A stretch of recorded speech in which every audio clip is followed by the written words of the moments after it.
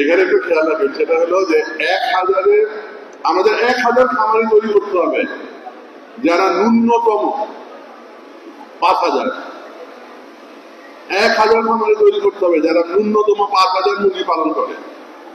আর at least 100 থেকে 200 খামারি তৈরি করতে হবে যারা ন্যূনতম 10,000-এর লেয়ার খামারি 10,000-এর 100 থেকে 200 প্রতি বছর টার্গেট করতে হবে। প্রতি বছর আমরা নারিশের শুরু করবো।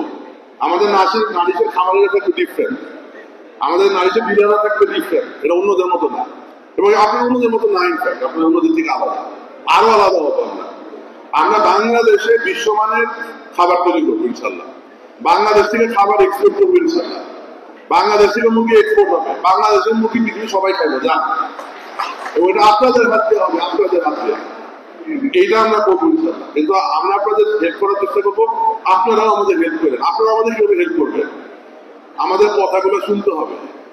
আমরা যেভাবে বলবো এইভাবে মুরগি পালেন, এইভাবে মুরগি পালতে হবে। আমরা বলবো বর্জ্য ব্যবস্থাপনা এইভাবে করতে হবে না। এখন আমরা কি করি? আমরা এখন মুরগির যে বর্জ্যগুলো আছে এগুলো আমরা মাছে খাওয়াই দিই অথবা কুচা ফেলি।